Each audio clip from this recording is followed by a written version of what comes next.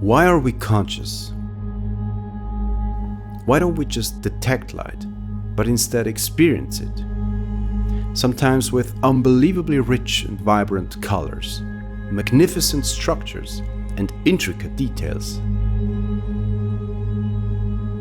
How can we have a feeling, let alone the feeling of being overwhelmed by something?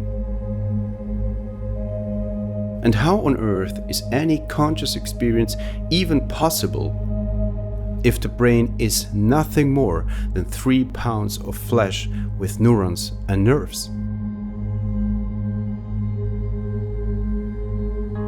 This deep mystery used to keep me up at night, way before my academic time studying the science of the brain and the mind.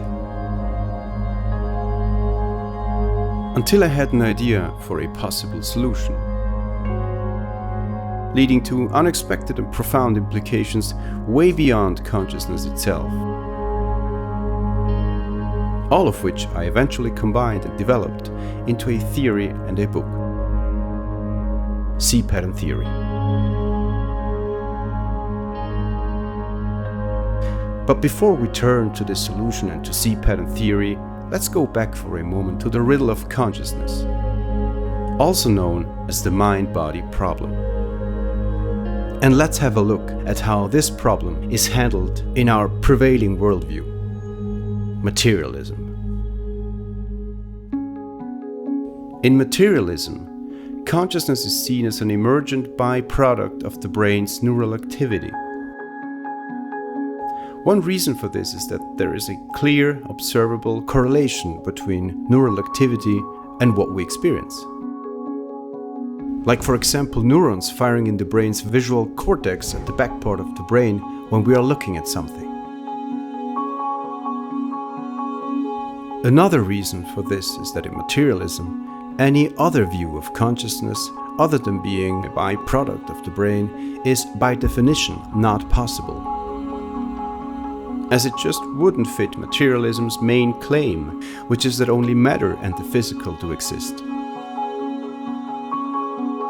So, although materialism has greatly contributed to scientific progress and prosperity so far, it makes two crucial mistakes. First, it sets its own rules for what can be and what cannot be. And second, it forgets that correlation does not imply causation, meaning it simply doesn't follow that consciousness is actually created by neurons. In the end, materialism fails to solve the mind-body problem.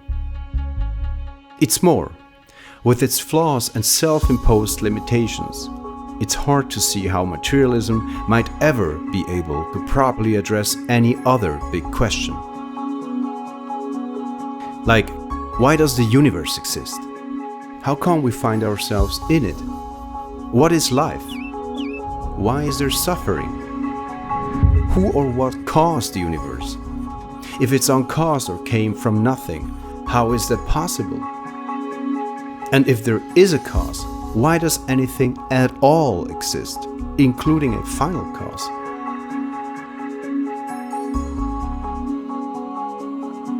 It's precisely here, at the limits of our current understanding, where C-pattern theory tries to pick up and contribute.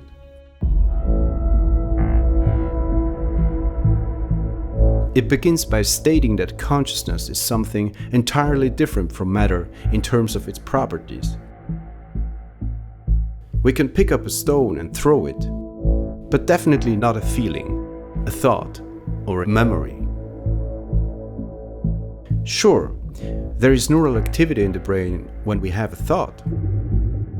But since consciousness and matter are two different things, there can logically be no place in the brain containing that thought, meaning the very experience or feeling like somethingness of that thought.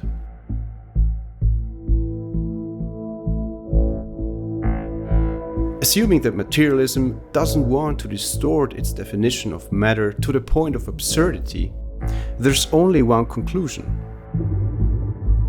Consciousness must be something which is non-material, yet really exists.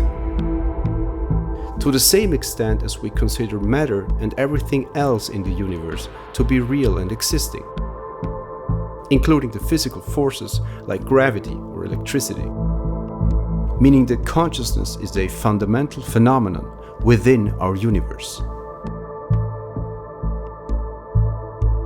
Now, while consciousness and matter are two different things, their correlation is not just evident, but strong. It's so tight that the brain can be seen as a collection of regions directly associated with particular experiences. When we hear something, there's always neurons firing in the auditory cortex. When we feel an emotion, it's the limbic system that shows activity. And when we make plans or take decisions, it's neurons of the frontal cortex that are active. And so on for countless other experiences and counterparts in the brain.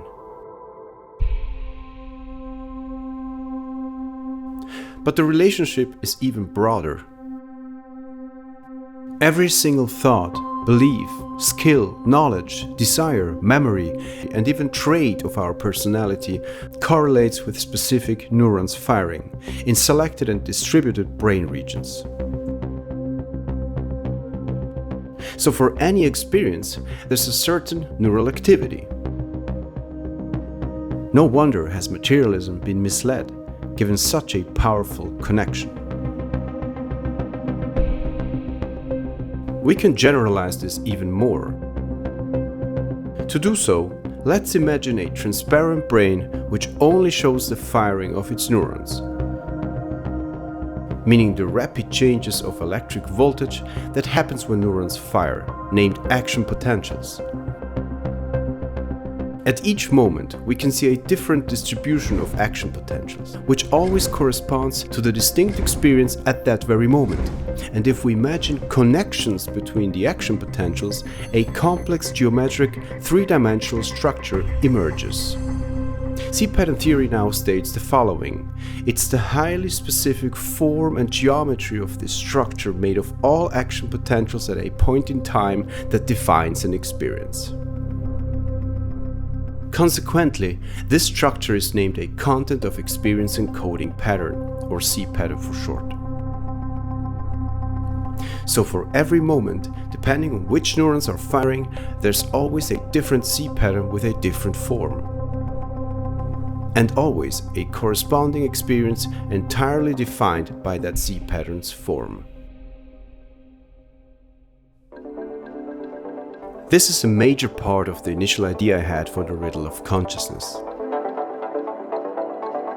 I remember how the concept of form and geometry being decisive for what we experience struck me as so simple yet so evident, and as something which I had to pursue, both for its elegance and for its mathematical character. So for instance, a C-pattern with one form encodes a part of the thought stream when thinking about a problem, while a C-pattern with another form encodes finding and suddenly knowing the problem's solution. And another form entails knowing that solution, but as a totally different person. And yet another form defines the experience of not even being human, but a cat or a dog.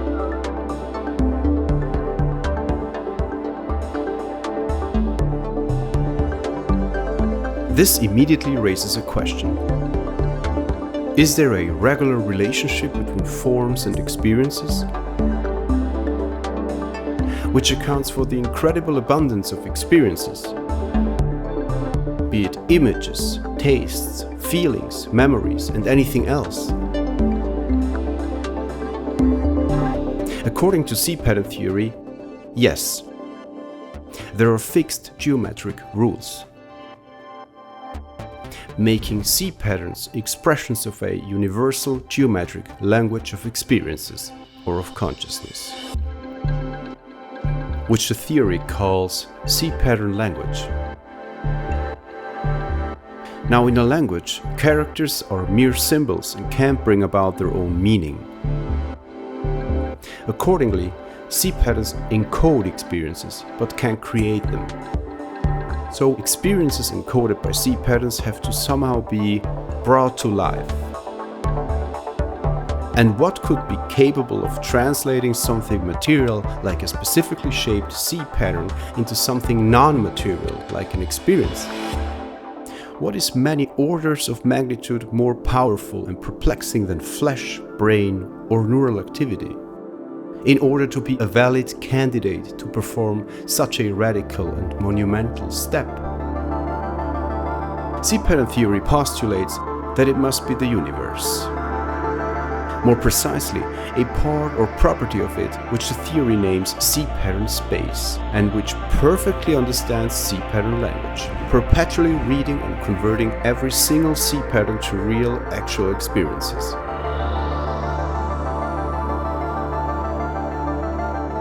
But there's one last puzzle piece missing.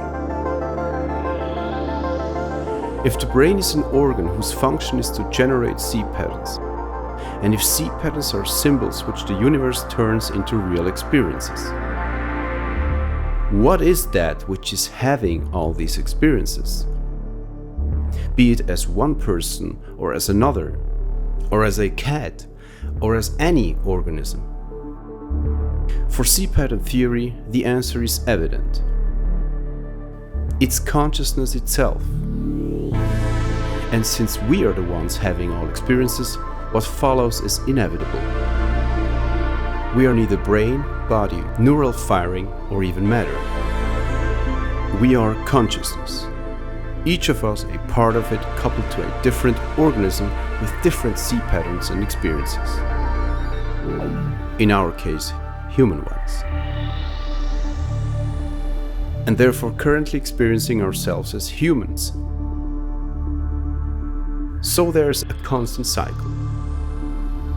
At every moment, the human body we're coupled to perceives the physical world with the senses, leading to activity in the brain and a specific C-pattern. C-pattern space detects the C-pattern and converts it into an experience, which we, as a part of consciousness, receive, experiencing ourselves as a particular human, and maybe as standing on a mountain, or as being moved by music.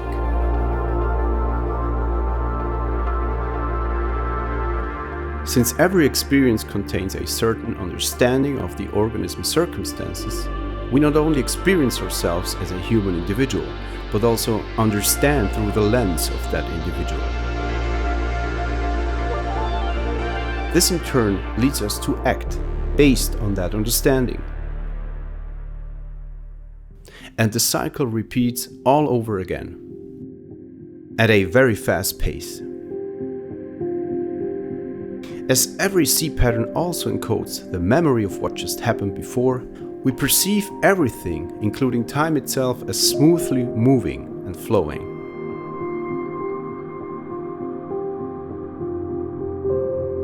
These are the core statements of C-pattern theory.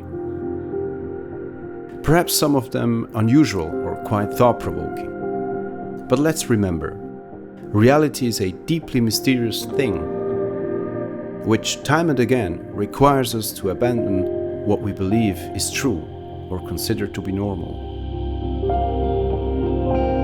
Now, what actually follows from the core statements is no less intriguing and profound. And while we won't cover all of the theory's implications, let's dive into the biggest ones, starting with the brain.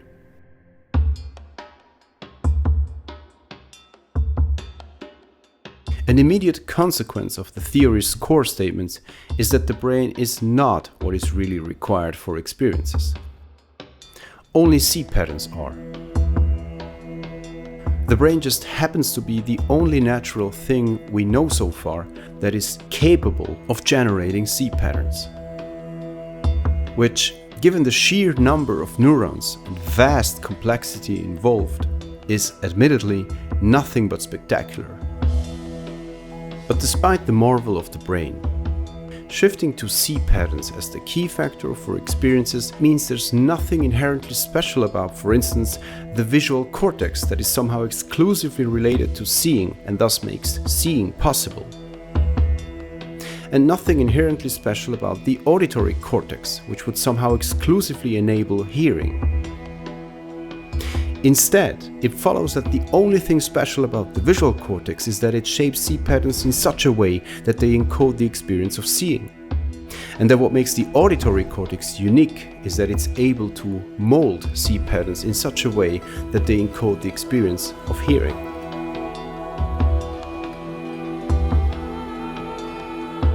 In other words, no single region or neuron is in itself inherently relevant for the experience usually associated with it, except for the capacity of that region, neuron or brain property to shape see patterns in a certain way. Showing clearly how the brain is really just a biological see pattern generating machine. Highly interconnected, powerful and sophisticated for sure. But still just a naturally evolved tool for a very specific higher purpose.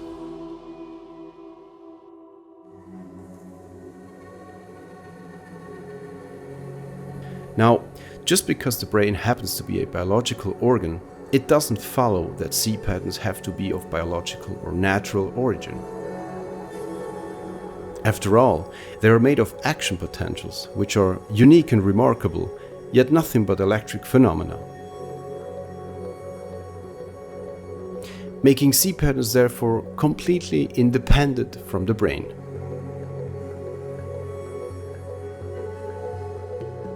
And this, of course, opens up an entire new world of possibilities. See patterns could then be produced non-biologically or artificially by any material and process that could bring about the characteristics and dynamics of action potentials. The only condition being that the see patterns are created three-dimensionally and physically, not virtually, as it is their spatial form and geometry that defines an experience. Such a task would obviously be far from easy, to put it mildly, but in principle feasible and thus not impossible, no matter how many hurdles would have to be overcome or how long it would take. However, it would require one important element, the knowledge of see pattern language. As without its rules, we would never know how to shape electric activity in order to get the right see patterns. So let's explore some possibilities and how they would relate to our experiences.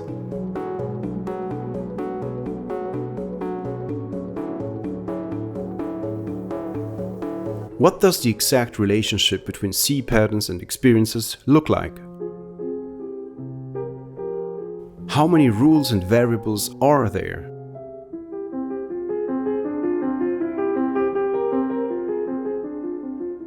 Could it be that it ultimately comes down to just one very simple equation? Many scenarios are conceivable, like a basic linear relationship where a change of specific angles or lengths in a see pattern translates to an equal change of some kind within the experience. Meaning that somewhere in the see pattern's form there would literally be a geometric happiness structure, which if changed by some amount, proportionally increases or decreases happiness. But there could also be non-linear relationships, with rules that are highly intertwined and dependent.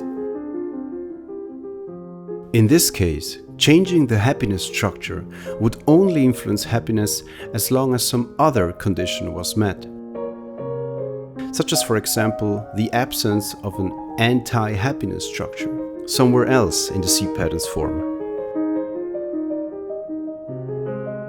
Of course, we're not starting from zero. We know that the experience of seeing must be encoded by a see pattern whose form matches the activity of the visual cortex.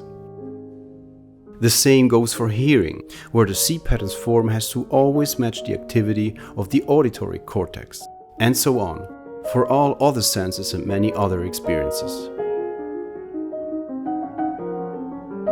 With gradually more complex experiences though, neural activity becomes more and more distributed, as many regions and connections are involved. Extracting clear rules out of this is far from straightforward.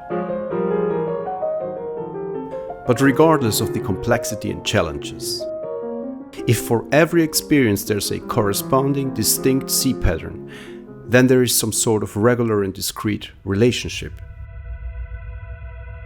So if the structure behind it can eventually be deciphered, we'll have found the rules of this relationship. C pattern language might also include higher level rules,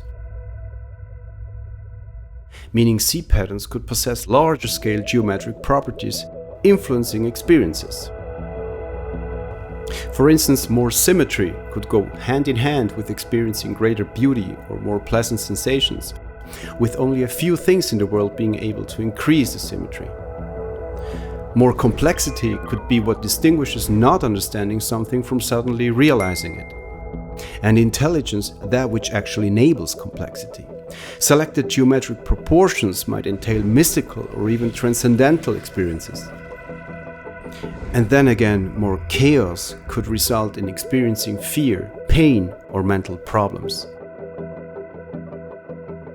C pattern language might even hold some clues to further understand the universe. After all, why is it that only C patterns happen to encode experiences, but no other things do? Is there something special about their form on a fundamental level? For now, let's shift back to ourselves and what C pattern theory implies regarding our actual nature. In other words, what it means to be a part of consciousness.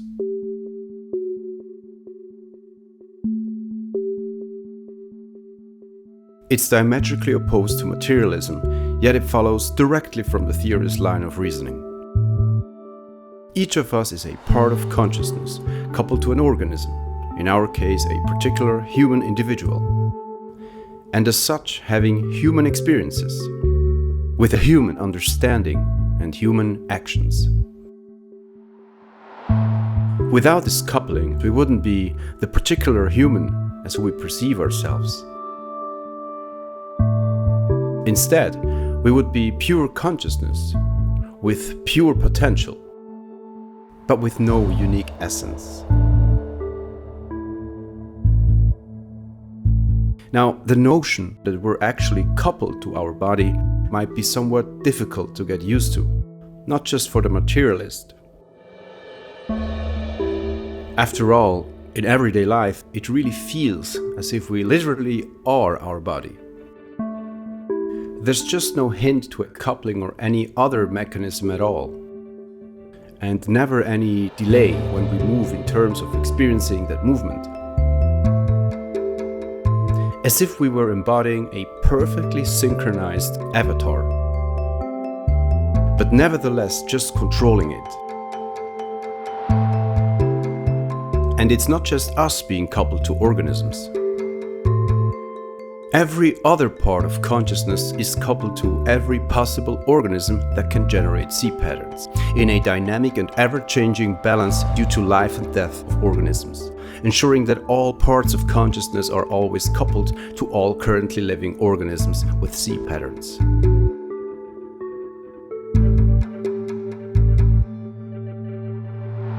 Which means there's a high chance that each of us, as a part of consciousness, was already coupled to many other humans and other possible organisms in the past, and is still going to be in the future. Each time experiencing, understanding, and acting as a different human, or as any other organism, and at a different place, under different circumstances, and in a different time and age. Granted, a healthy dose of skepticism is nothing but appropriate here. But if we're consciousness coupled to organisms, there's just no compelling reason why that should only happen once and never again. However, the real question seems to be this. Why exactly is each of us currently coupled to a human body and not to any other possible organism out of so many? Why precisely that particular human individual among all others? And why precisely here and now? The materialist might consider these questions to be pointless and already fully answered from a biological, purely bottom-up perspective. But that's not realizing the depth of the question. Was it really pure coincidence that we are who we are? Or had it just to be this way? And if so, why? No one can currently answer this. However, there might be at least some clues if we change our perspective from the single individual to consciousness as a whole.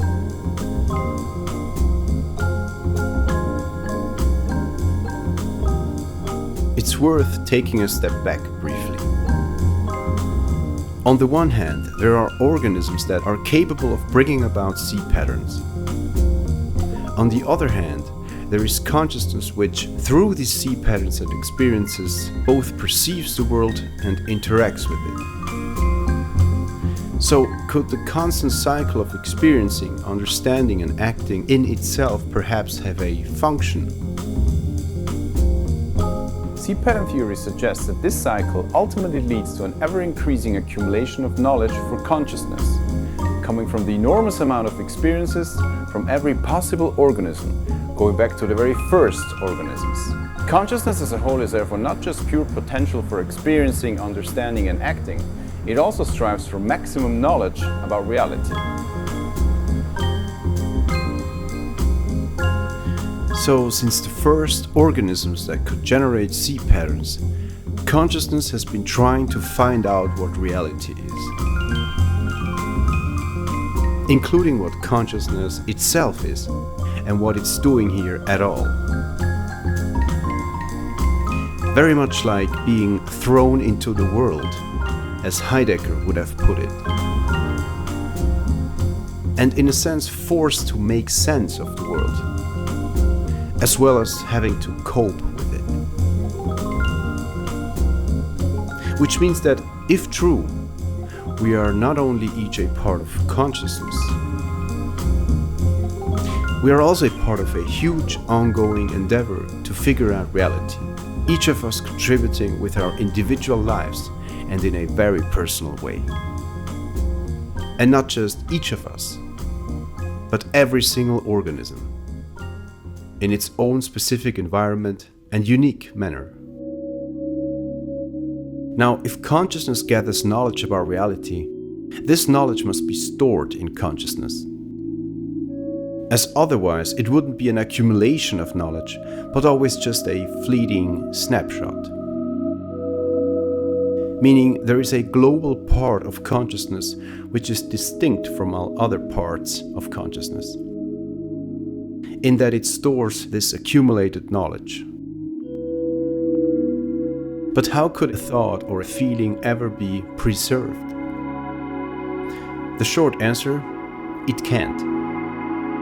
But their see patterns can. More precisely, the discrete geometric values of the forms of these see patterns.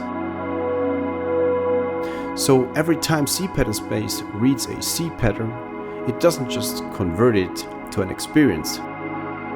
It simultaneously transmits the see pattern's geometric values to the global part of consciousness. As a consequence of this continuous transmission, the global part of consciousness contains a complete history of all see patterns across all organisms that have ever existed, like an enormous global memory. And it's in this place where our own personal memory is actually located, among countless others.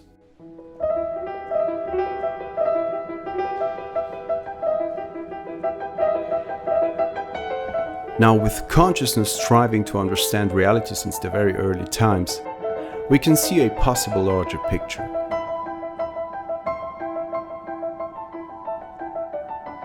But we also need to take something else into account: evolution.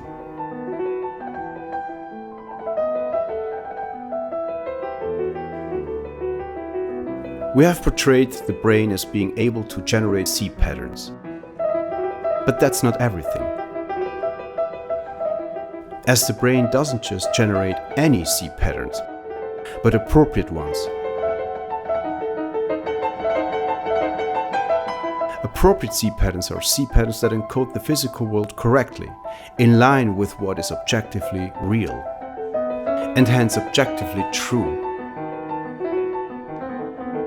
If, for example, we look at an object from the left, a C pattern that encodes seeing that object from the right would be incorrect and thus inappropriate. The same applies to logic. Only C patterns encoding the belief of 2 + 2 being 4 and not 5 correctly represent objective reality. So how can the brain know what is appropriate and what not? The same way any other organ knows how to properly function, through natural selection and random mutation, or evolution.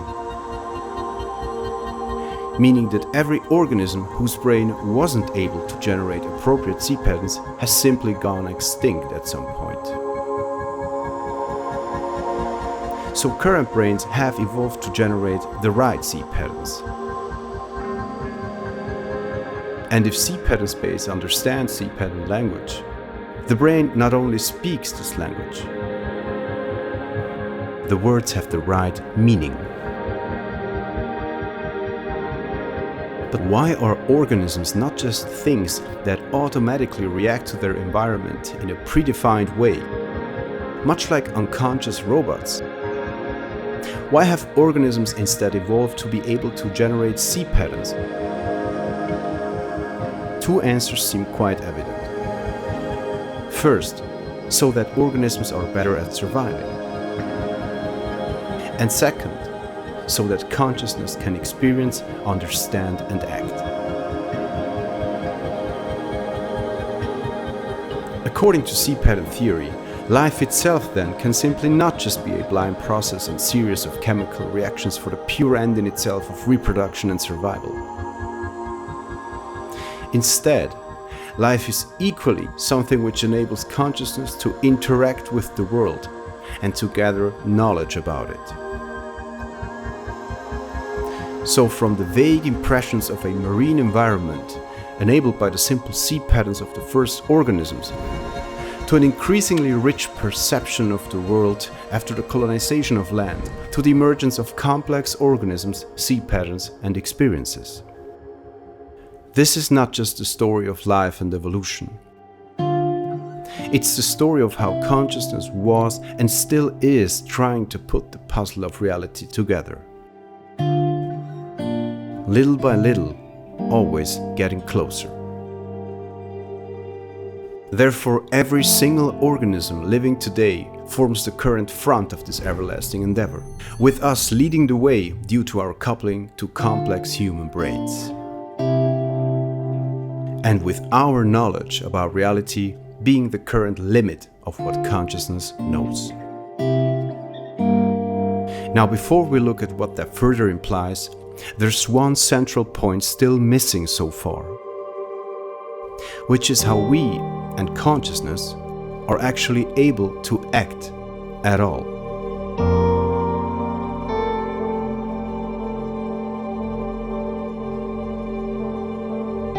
To act means ultimately to move the body.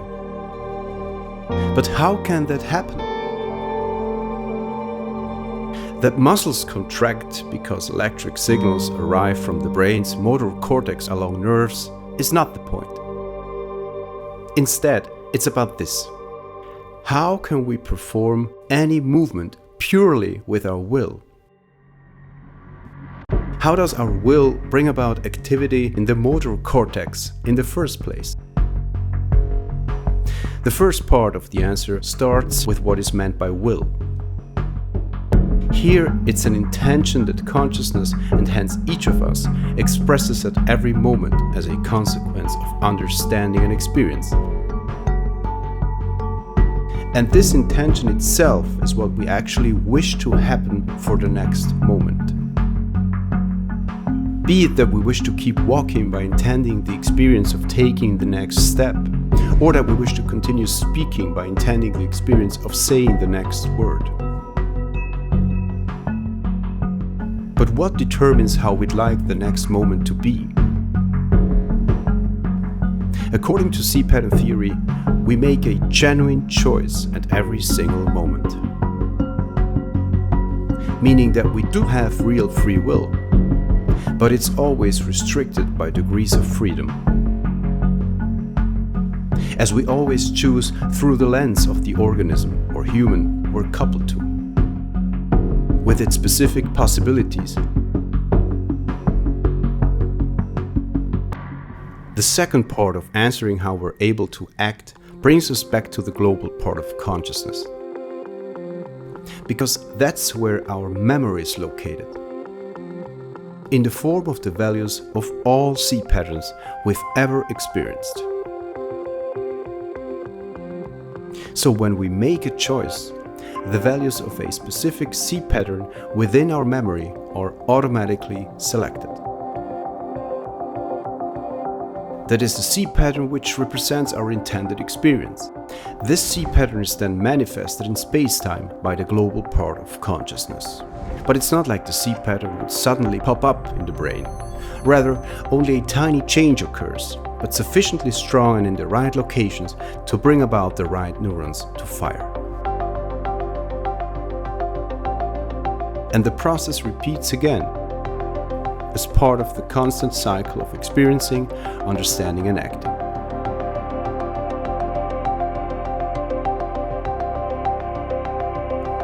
No doubt, the non-material influencing the material is incompatible with materialism. But it follows from all previous statements as a fundamental phenomenon. And let's face it, materialism won't do the trick. It just can't explain how we can easily move our arms without having any knowledge of the precise neural activity required for it, and without having to actually physically trigger the activity directly in the brain. Now, if acting is a constant series of choices, choosing one thing implies discarding all other options, making it impossible to know if we actually chose best. Unless we had a hint. Choices are the invisible architects of our lives. Some choices are usually better than others, while other choices are more ambiguous or risky, as their outcomes are harder to predict. Other choices again have led to things we didn't expect, be it good or bad. And for some choices, we might not even fully realize why we've made them. Yet in retrospect, they made perfect sense. But what if there was a best or optimal choice, which, given all of our circumstances, would always lead to the best outcome? C-pattern theory argues that at every moment it's very likely that there is such an optimal choice. For every part of consciousness individually, meaning for each of us. Otherwise, the knowledge that consciousness constantly accumulates wouldn't really be exploited and allow consciousness to guide its undertaking to figure out reality. The optimal choice, therefore, always represents the action through which consciousness can best gather knowledge about reality. Yet why should this also be what's individually best for each of us? The answer lies in how the optimal choice is calculated. As it is extrapolated out of all C-pattern values stored in all memories within the global part of consciousness, covering the information of all organisms that have ever lived and that are currently alive. Like a distillate of an unimaginably large data set about every aspect of reality. And with just one goal: how to maximize every organism's potential. as this is the way to gain maximal knowledge.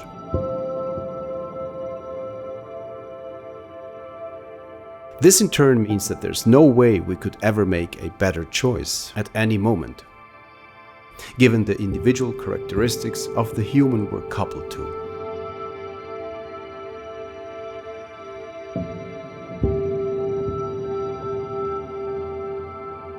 Now, making a choice entails the automatic selection of the specific C pattern in our memory representing our intended experience. So, to make the optimal choice, we would need to have the intention about the optimal experience. Only then could the corresponding optimal C pattern in our memory get selected, which would in turn require us to have the right understanding beforehand. And that's what the global part of consciousness is doing at every moment. Trying to bring about the required understanding for the optimal choice, as part of the manifested C pattern resulting from our normal choice. However, this rarely succeeds, as this understanding is usually overlaid by the jumble of our day-to-day experiences. As a result, we normally miss the optimal choice. Quieting down the mind in order to better understand what the optimal choice should be seems therefore something essential to do. But it really is just an initial step of what the theory sees as true progress. The first crucial factor for a possible paradigm shift lies in finding out the rules of C pattern language. This knowledge would pave the way for the targeted and pinpoint modification of C patterns and thus experiences at a later stage. Be it a direct, a substance-based, a stimulus-driven, or any other procedure. And although neither deciphering C pattern language nor creating the right technology is an easy task, the payoff would more than make up for it. For instance, in the clinical sector, we could exactly identify, suppress, or even filter out those C patterns and experiences corresponding to the negative symptoms of mental problems. Or in the case of addictions, the C patterns encoding the irresistible and harmful cravings for the addictive substance or behavior.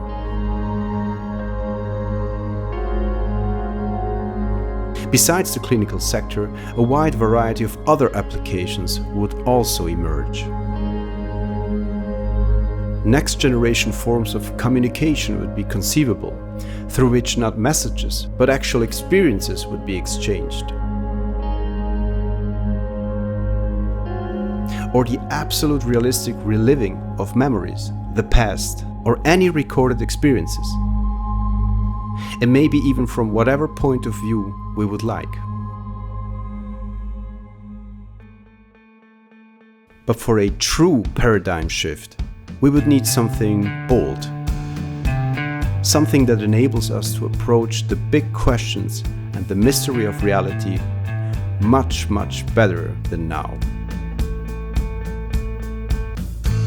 We would need to expand our C patterns. And with it, not just our reasoning, but our complete understanding of reality. So if we manage to identify the regularities behind the different levels of understanding of different organisms, then by extrapolation, C patterns could be selectively expanded towards greater understanding. Not only would this new level suddenly lead to new answers as we cross the boundaries of our current comprehension and thinking, we might also find ourselves experiencing the world in a fundamentally new way, with experiences of an unprecedented type and quality, incomprehensible from our current point of view. Perhaps not unsimilar to an ant waking up as a human. In the big picture, consciousness would finally have found a new, accelerated way to gain maximum knowledge about reality. And as we are currently the ones coupled to the most complex and capable brains, it is up to us whether this new way might become reality or not. Sure, we might choose to not be concerned by it, but we would always be stuck with two things: our human condition and our thrownness into the world. In this sense, C-pattern theory tries to contribute to a step forward towards true progress, both in technological terms and in unlocking what is currently hidden from us. And I guess only time will tell whether this goal will ultimately be realized.